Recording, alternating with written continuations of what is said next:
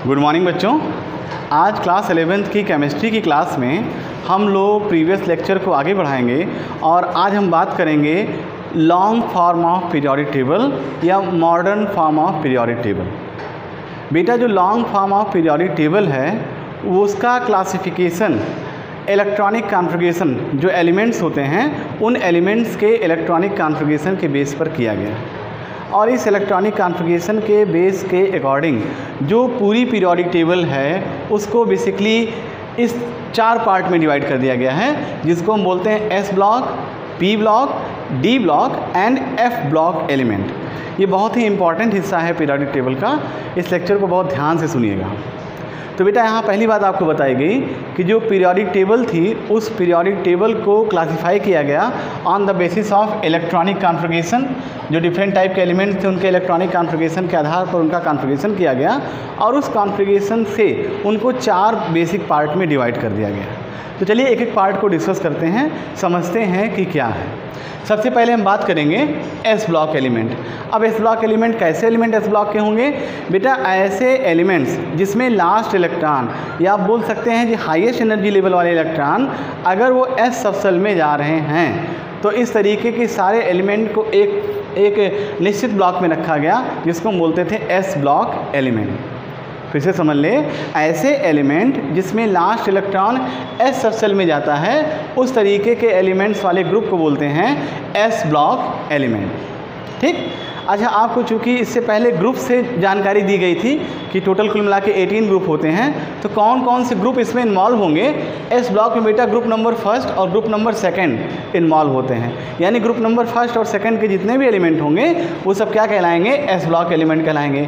दूसरी, S block element को हम एल्कली मेटल या एल्कली अर्थ मेटल के फॉर्म में जानते हैं। यहाँ पर बेटा 2 पार्ट हैं, एक होता है एल्कली मेटल्स और दूसरा होता है एल्कली अर्थ मेटल्स। कहने का मतलब ग्रुप 1 को एल्कली मेटल्स बोलेंगे और 2 ग्रुप को बोलते हैं एल्कली अर्थ मेटल्स। ठीक। एल्कली का मतलब एसिडिक नेचर रखने वाले होते हैं, इसलिए इसको ऐसा बोला जाता है।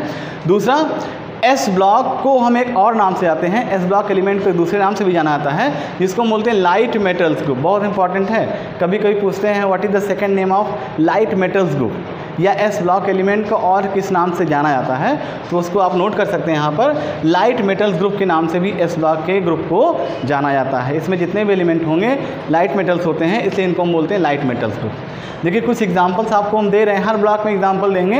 आपका काम होगा, आपका होमवर्क होगा, लगभग जितने एग्जाम्पल आपके यहाँ दिखाई पड़ रहे होंगे या बताए जाएंगे उनका इलेक्ट्रॉनिक कॉन्फ़िगरेशन लिखना और चेक करना कि उनका लास्ट इलेक्ट्रॉन का पर्टिकुलर ब्लॉक में जा रहा है। तो बेटा यहाँ पर एग्जाम्पल देखिए, hydrogen, lithium, beryllium, potassium, strontium, इस तरह के एग्जाम्पल बहुत सारे आपको मिलेंगे। हमने इससे पहले वाली क्लास में आपको बताया था कि आप एक पीरियोडिक टेबल खोल लीजिएगा, तब इसको पढ़ेंगे, लेक्चर देखेंगे तो आपको ज़्यादा समझ में आएगा। तो यहाँ पर देखो बेटा, हाइड्रोजन, लिथियम, बेरिलियम, इस तरह के कुछ बेसिक एग्जाम्पल हैं, उनको हमने दे दिया है। आपका होमवर्क है कम से कम इतने एलिमेंट्स का इलेक्ट्रॉनिक कॉन्फ़िगरेशन लिखें और चेक करें कि लास्ट इलेक्ट्रॉन कहाँ जा रहा है। तो बेटा बात हो गई एस ब्लॉक एलिमेंट की। अब हम बात करेंगे P block element. P block में भी जो लास्ट इलेक्ट्रॉन होता है वो कहाँ जाएगा? पी सबसेल में जाएगा। पहली लाइन में आपको समझा दिया गया है कि ये जो कॉन्फ़िगरेशन है, ये जो क्लासिफिकेशन है वो इलेक्ट्रॉनिक कॉन्फ़िगरेशन के अकॉर्डिंग ही है। तो जाहिर सी बात है इलेक्ट्रॉनिक कॉन्फ़िगरेशन पहला फोकस होगा हमारा। तो यहाँ हम बताएंगे कि लास्ट इलेक्ट्रॉन किस में जाता है? पी सबसेल में जाता है। दूसरी बात, ये ग्रुप नंबर 13 से ग्रुप नंबर 18 को इन्वॉल्व करता है। पी ब्लॉक में ग्रुप नंबर 13 से ग्रुप नंबर 18 के सारे एलिमेंट्स होते हैं। अगला पॉइंट है, इस ग्रुप को या इस ब्लॉक को हम बोलते हैं नॉन मेटल्स ग्रुप। यहाँ पर जितने भी एलिमेंट होंगे सब नॉन मेटल की कैटेगरी में होंगे। मेटल और नॉन मेटल उम्मीद है कि आप लोग अच्छे से जानते होंगे, तो यहाँ पर कोई डाउट नहीं होना चाहिए। तो इसलिए पी ब्लॉक एलिमेंट का दूसरा नाम क्या हो जाएगा? Non metals group. कुछ एग्जाम्पल्स आपके, boron, carbon, nitrogen, oxygen, phosphorus, sulphur, ये बेसिक एग्जाम्पल दिए गए हैं जो कि नॉन मेटल हैं और कहाँ पाए जा रहे हैं बेटा? पी ब्लॉक में पाए जा रहे हैं। क्लियर? नेक्स्ट आपका जो होगा वो डी ब्लॉक एलिमेंट होगा। जाहिर सी बात है लास्ट इलेक्ट्रॉन कहाँ जाएगा? डी सबसेल में जाएगा और ग्रुप नंबर 3 से ग्रुप नंबर 12 तक जितने एलिमेंट होते हैं वो सब डी ब्लॉक एलिमेंट में जाते हैं। डी ब्लॉक एलिमेंट का एक नाम और होता है जिसको हम बोलते हैं heavy metal group. Heavy metal group से के अलावा एक इसका बहुत फेमस नेम है जिसको हम बोलते हैं ट्रांजिशन मेटल ग्रुप। ट्रांजिशन क्यों बोलते हैं? क्योंकि बेटा ये S और P के बीच में प्रेजेंट होता है। अगर आप बुक में देख रहे होंगे तो पीरियोडिक टेबल आपने खोली है कि लॉन्ग फॉर्म या मॉडर्न पीरियोडिक टेबल, वहाँ पर आप देख रहे होंगे जो D ब्लॉक एलिमेंट है वो S और P के बीच में है।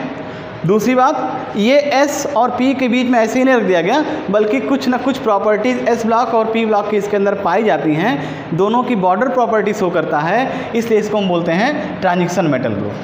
क्लियर? अब यहाँ पे एग्जांपल देखिए, titanium, vanadium, chromium, magnesium, iron और मॉलिब्डेनम। ठीक, ये आप इनका कम से कम इलेक्ट्रॉनिक कॉन्फ़िगरेशन लिखिएगा और चेक कीजिएगा क्या लास्ट इलेक्ट्रॉन D सब सेल में जा रहे हैं। बात समझ में आ गई? अब हम देखेंगे लास्ट और इम्पॉर्टेंट आपका ब्लॉक एलिमेंट है जिसको हम बोलते हैं F ब्लॉक एलिमेंट। जाहिर सी बात है, इसमें जो लास्ट या हायर इलेक्ट्रॉन एनर्जी होगी वो कहाँ जाएगी? F सब सेल में जाएगी। बेटा सबसे मज़ेदार बात है, इसको पीरियोडिक टेबल से पूरी तरह से बाहर रखा गया है, इसको मेन बिरादरी से बाहर कर दिया गया है।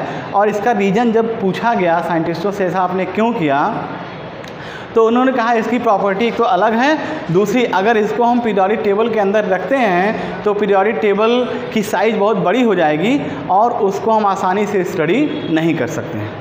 आपको पहले ही बताया गया क्लासिफिकेशन का मेन आधार होता है कि आसानी से चीज़ों के बारे में, उनकी प्रॉपर्टीज़ के बारे में स्टडी करना। तो यहाँ पर मेन पॉइंट ये बताया गया कि F ब्लॉक एलिमेंट को अगर हम नॉर्मल पीरियोडिक टेबल के अंदर इन्वॉल्व करते हैं तो पीरियोडिक टेबल की साइज़ बढ़ जाएगी और जो कॉम्प्लिकेशंस डेवलप होंगी उन कॉम्प्लिकेशन के कारण हम किसी भी एलिमेंट की प्रॉपर्टी को ईजिली डिस्क्राइब या उसके बारे में स्टडी नहीं कर सकते। इसीलिए इसको क्या कर दिया गया? नॉर्मल पीरियोडिक टेबल से बाहर नीचे की तरफ सेट कर दिया गया। बहुत ही इंटरेस्टिंग सा आंसर लग रहा है, लेकिन मेन रीज़न इसका यही है। ठीक, अब इसमें देखो बेटा, जो F ब्लॉक एलिमेंट होता है वो दो पार्ट में डिवाइड होता है। पहला पार्ट होता है उसको बोलते हैं लैंथेनाइड्स और जो दूसरा पार्ट होता है उसको हम बोलते हैं एक्टिनॉइड्स। बात समझिएगा, दो पार्ट में इसको डिवाइड करते हैं। नीचे आप देखेंगे दो पार्ट में डिवाइड होता है, एक होता है लैंथेनॉइड्स और दूसरा होता है एक्टिनॉइड्स। ठीक, दोनों ही पार्ट में 14 एलिमेंट प्रेजेंट होते हैं। कितने एलिमेंट होते हैं? 14 एलिमेंट दोनों ही पार्ट में प्रेजेंट होते हैं। लेकिन सबसे इम्पॉर्टेंट बात आप यहाँ पर देखिएगा, सुनिएगा और समझिएगा। बेटा जो लैंथेनाइड है उसकी शुरुआत लैंथेनम से नहीं होती, 57 एटॉमिक नंबर से ना होकर कहाँ शुरू होगी? 58 से शुरू होगी। लेकिन इसकी प्रॉपर्टी 57 वाले एलिमेंट या 57 एटॉमिक नंबर वाले एलिमेंट से मिलती है, उसका वो प्रतिनिधित्व करती है, इसलिए इसका नाम कहाँ रख दिया गया? लैंथेनाइड पे रख दिया गया। बात समझिएगा, यहाँ पर कहीं लैंथेनम नहीं होगा, 58 से शुरुआत होगी। जाहिर सी बात है लैंथेनम आपका मेन D ब्लॉक में मौजूद है, लेकिन उसको यहाँ पर नहीं डिस्कस किया गया, बल्कि उसके नाम पर इस सीरीज का नाम रखा गया। उसका रीज़न ये है कि लैंथेनम कहीं ना कहीं इस तरह की प्रॉपर्टी का प्रतिनिधित्व करती है, उसकी रिजेंबल प्रॉपर्टी को शो करती है, इसलिए इसका नाम क्या रख दिया गया? लैंथेनाइड। और ध्यान रखिएगा, लैंथेनाइड की शुरुआत जो होती है सीरीज़ की वो एटॉमिक नंबर 58 से लेकर 71 तक की है। क्लियर? फिर इसी तरह से बात करेंगे एक्टिनॉइड्स की। एक्टिनॉइड्स में भी यही खासियत है, एक्टिनॉइड्स एक्टिनियम से ना शुरू होकर थोरियम से शुरू होता है, यानी कि एटॉमिक नंबर 90 से शुरू होता है और 103 तक जाता है।